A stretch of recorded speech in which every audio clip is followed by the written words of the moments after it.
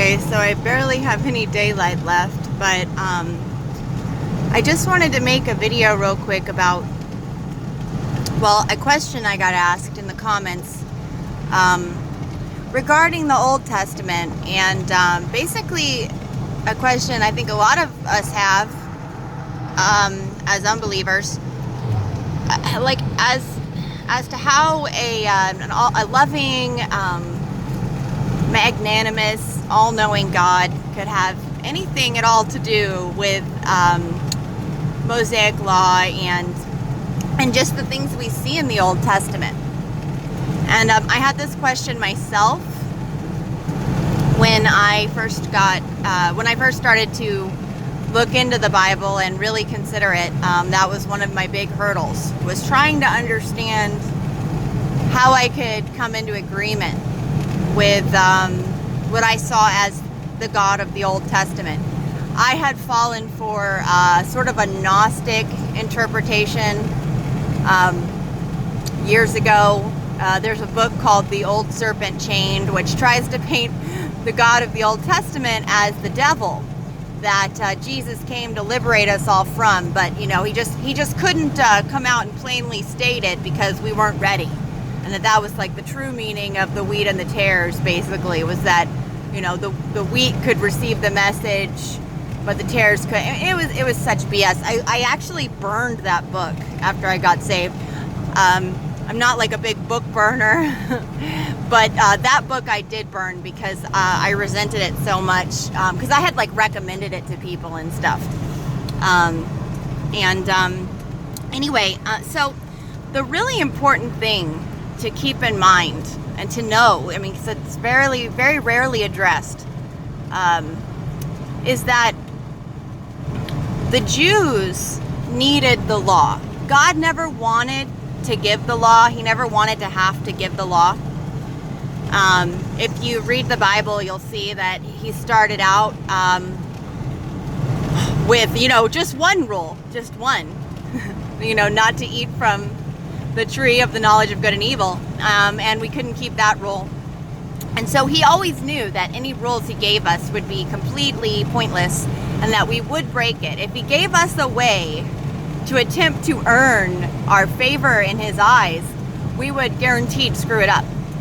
But the Jews lived by sight and not by faith. They were chosen specifically because they were the weakest, the lowliest people, not because there was anything special about them, but that God always chooses the weak things of the world, basically so that he gets the glory, so that nobody can credit themselves or man for the things he accomplishes through the people he chooses to work through. And the Jews were chosen because they were the weakest of the people at the time. And the problem was God already knew that they weren't going to be able to live by faith alone.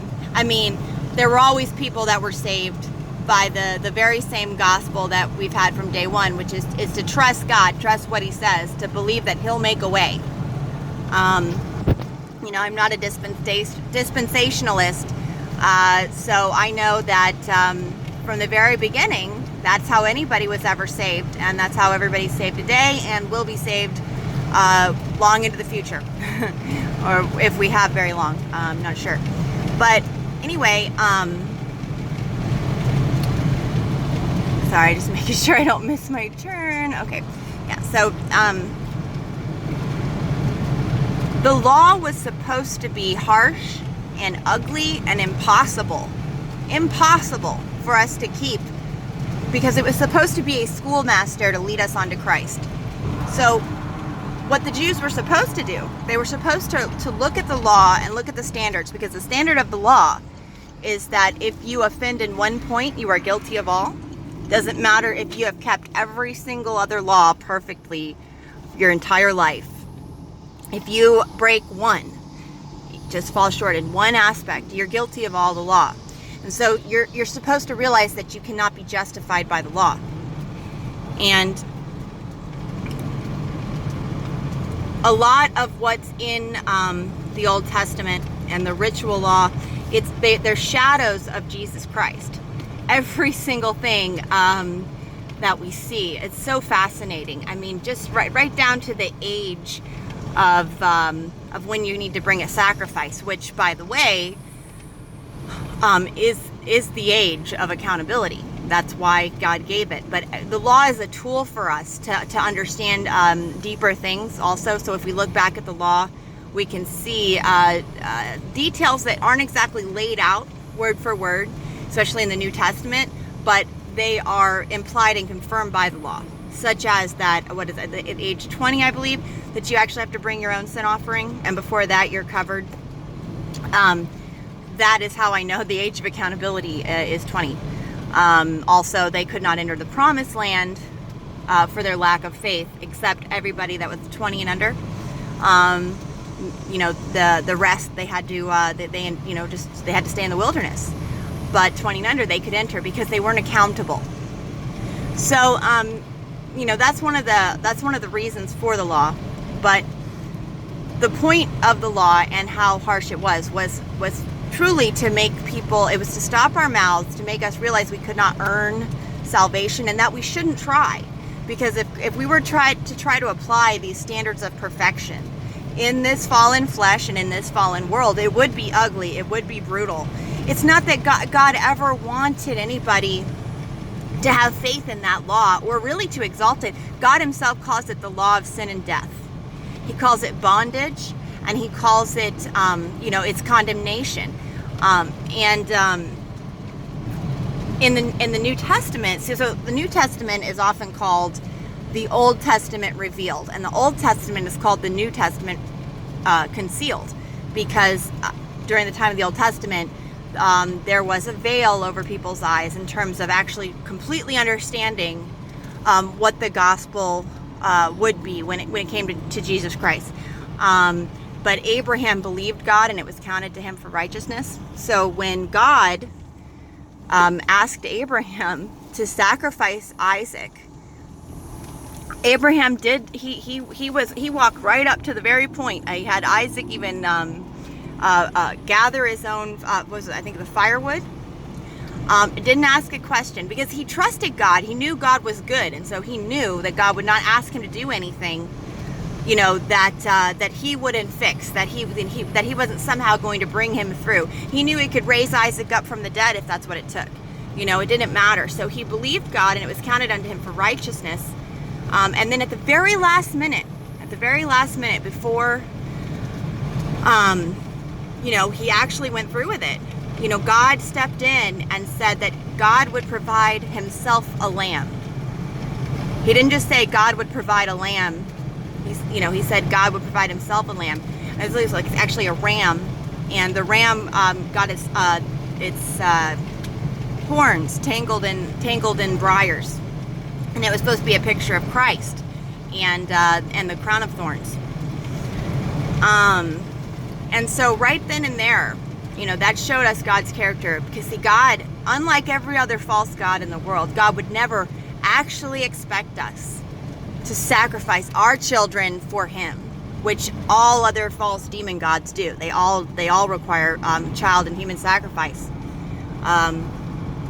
But God brought Abraham right up into that point and tested his faith and demonstrated Abraham's faith. Abraham had childlike faith. The faith that you have that tells you that God is so good and you trust him so much that no matter what it sounds like, even though no one could imagine sacrificing their own child, no one decent, no one sane, if you trust God and God, that God knows that, and that somehow God was going to make it okay. He didn't know how, he just knew it was all gonna work out for the better. And God stepped in at the last moment. And, after walking, not just Abraham, but the reader through this kind of like a psychodrama where you're imagining, what that would be like. And you're thinking how terrible that must be to sacrifice your only son. And then you realize, no. See, God did that for us. And not only did he sacrifice his only begotten son, but it was actually him in the flesh. He sacrificed himself for us and never asked us to do anything like that for him. Never came into his mind. And so when you look at the Old Testament, it's really important to understand that God is perfectly aware of how ugly it is. And he never wanted it to be that way. But it had to be that way, because if God had made his law easy and something palatable to man, then we would never have to be brought to our knees to where we would realize that we can't keep it, and that we could never be justified in his sight by keeping the law, by earning it. It has to be by faith alone. And faith is trusting God. Do not fall for this double speak that I've heard so many people do now, that faith equals faithfulness. Faith means that, that you'll do something. No, it is belief. It is trust. It is trusting the Lord. And if you add anything to that has anything to do with your own performance, then you turn it into a work, and it is a work at that point. And that is the opposite of what God's point is, because see what God is trying to do. He has never asked us to earn his love or his favor. The only thing we can earn from God are like eternal rewards, extra credit for serving him, but we cannot earn salvation. Salvation is the natural and automatic result of trusting God. See, God let all of this play out in such a way that we could, of our own volition, our own free will, trust him, realize that he has earned our trust. God is trying to earn our trust. He is not asking us to earn anything from him. You don't ask your children to earn your love.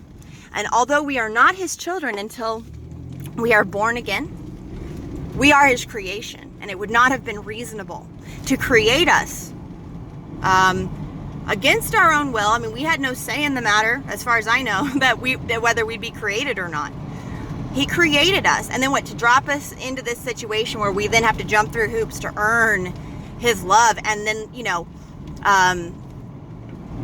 if he were that kind of tyrant and taskmaster, I mean, what kind of gift would that be? That would just almost be like some type of like narcissistic abuse. Because we don't have a say in the matter, and then we just have to do our best and try really, really hard to earn his favor when he created us in the first place. And all of this is very difficult. We're in a fallen world. That's not what God asks of us. Just like we don't ask our own children to earn our love. We love them, and really, in reality, if anybody earns anything between a parent and child, a parent has to earn their child's trust and respect. Because we're going to spend eternity with God.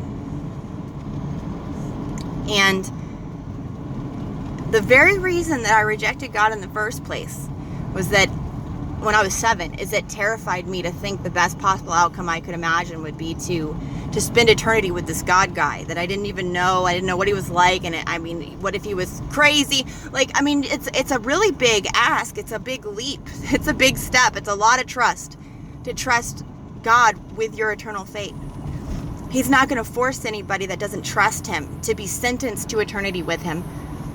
So he gave us the person of Jesus Christ in a relatable human form, by which we could assess God's character and just and be persuaded that he was worthy of our trust and our respect and our love, because he came as a humble servant. He's the God of all creation, and he came in the most humble way possible, and he died with complete humility. So we don't have to fear that he's a tyrant. We don't have to fear that he's a jerk.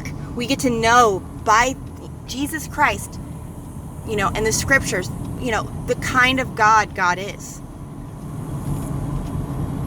And once we are fully persuaded that he did it all for us, he took care of it for us, and that he loves us. He loves us enough to die for us, and we can trust him. So it's not just a one-sided thing where we're supposed to love and worship him. He loves us that much. The natural result of that is salvation. It is eternity with God. It's when you refuse to trust God. He will not sentence you to eternity with him. Now we can get into the notion of immortal souls for the lost later. I will say that it appears to me that the Bible's pretty clear that we put on immortality through Christ Jesus, and that we do not have an immortal soul prior to that. But I won't get into that right now. I just really wanted to make a quick video about that. If anybody has any questions or would like me to elaborate further, I'm perfectly happy to. I'm running out of daylight, and I'm about to pull in here and get my kids out of the car. So just let me know what you think. I hope some of this made sense to you guys. All right, God bless.